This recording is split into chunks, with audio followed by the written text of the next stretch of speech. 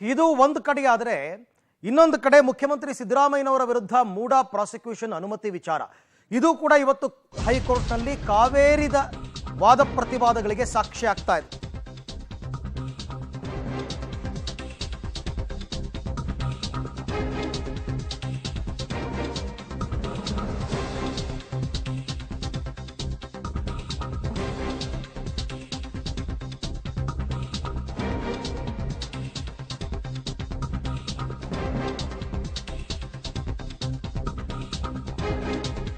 CM ವಿರುದ್ಧ ಪ್ರಾಸಿಕ್ಯೂಷನ್ಗೆ ಅನುಮತಿ ಕೊಟ್ಟಂತಹ ವಿಚಾರಕ್ಕೆ ಸಂಬಂಧಪಟ್ಟಂತೆ ಇವತ್ತು ಹೈಕೋರ್ಟ್ನಲ್ಲಿ ಕಾವೇರಿದ ವಾದ ಮಂಡನೆ ಆಗುವಂತಹ ಸಾಧ್ಯತೆ ಇದೆ. ಕಳೆದ ವಾರ ದೂರುದಾರ ಸ್ನೇಹಮಯಿ ಕೃಷ್ಣ ಪರ ವಕೀಲರು ವಾದವನ್ನು ಮಂಡಿಸಿದರು. ನನಗೆ ವಾದ ಮಂಡನೆಗೆ ಸಮಯಾವಕಾಶ ಕೊಡಿ ಅಂತ ಎಜೆ ಅಡ್ವೊಕೇಟ್ ಜನರಲ್ ಅವರು ಮನವಿಯನ್ನು ಮಾಡಿಕೊಂಡಿದ್ರು. ಹಾಗಾಗಿ ಇವತ್ತು ಅಡ್ವೊಕೇಟ್ ಜನರಲ್ ವಾದ ಮಂಡನೆಗೆ ಅವಕಾಶವನ್ನು ಮಾಡಿಕೊಡ್ತಾರೆ. ಅದಾದ ನಂತರ ಪ್ರತಿವಾದ ಆಗಬೇಕು. ಪ್ರತಿವಾದವನ್ನು ಮಂಡಿಸ್ತೀನಿ ಅಂತ ಅಂದ್ಬಿಟ್ಟು ಈಗಾಗಲೇ ಅಭಿಷೇಕ್ ಮನು ಸಿಂಘ್ವಿ ಅವರು ಕೂಡ ಹೇಳ್ಕೊಂಡಿದ್ದಾರೆ.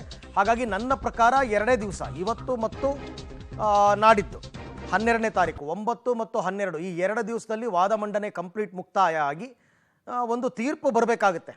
ಏಕಸದಸ್ಯ ಪೀಠದಿಂದ ಒಂದು ತೀರ್ಪು ಬರಬೇಕಾಗುತ್ತೆ. ಸೊ ಹಾಗಾಗಿ ಆಲ್ಮೋಸ್ಟ್ 2 ದಿವಸ ಮಾತ್ರ ಅವಕಾಶ ಕೊಡ್ತಾರೆ. ಈಗಾಗಲೇ ಸಾಕಷ್ಟು ವಾದ ಪ್ರತಿವಾದಗಳಿಗೆ ನ್ಯಾಯಾಲಯ ಅವಕಾಶವನ್ನು ಮಾಡಿಕೊಟ್ಟಿದೆ. ಹಾಗಾಗಿ ರಾಜ್ಯಪಾಲರು ಮುಖ್ಯಮಂತ್ರಿಗಳ ವಿರುದ್ಧ ಪ್ರಾಸಿಕ್ಯೂಷನ್ಗೆ ಅನುಮತಿ ಕೊಟ್ಟಿರೋದು ಸರಿನಾ ತಪ್ಪ? ಮುಖ್ಯಮಂತ್ರಿಗಳ ಪರವಾಗಿ ತೀರ್ಪು ಬರುತ್ತಾ, ಮುಖ್ಯಮಂತ್ರಿಗಳ ವಿರುದ್ಧವಾಗಿ ತೀರ್ಪು ಬರುತ್ತಾ, ರಾಜ್ಯಪಾಲರ ಆದೇಶವನ್ನು ಎತ್ತಿ ಹಿಡಿತಾರಾ? ಇದೆಲ್ಲ ಕುತೂಹಲಗಳಿಗೆ ಇನ್ನೊಂದು 2-3 ದಿವಸದಲ್ಲಿ ಉತ್ತರ ಸಿಗಬಹುದು. ಅಥವಾ ವಾದ ಮಂಡನೆ ಮುಗಿದ ಬಳಿಕ ರಿಸರ್ವ್ ಮಾಡಬಹುದು ಜಡ್ಜ್ಮೆಂಟನ್ನು.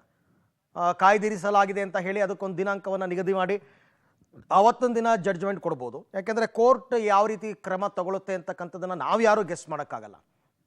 ಹಾಗಾಗಿ ಒಟ್ಟಿನಲ್ಲಿ ಇವತ್ತಂತೂ ಕೋರ್ಟ್ನಲ್ಲಿ ಕಾವೇರಿದ ವಾದ ಮಂಡನೆ ಆಗುತ್ತೆ. ಅದರಲ್ಲೂ ಪ್ರಮುಖವಾಗಿ ಇವತ್ತು ಅಡ್ವೊಕೇಟ್ ಜನರಲ್ ವಾದ ಮಂಡನೆಯನ್ನು ಮಾಡ್ತಾರೆ.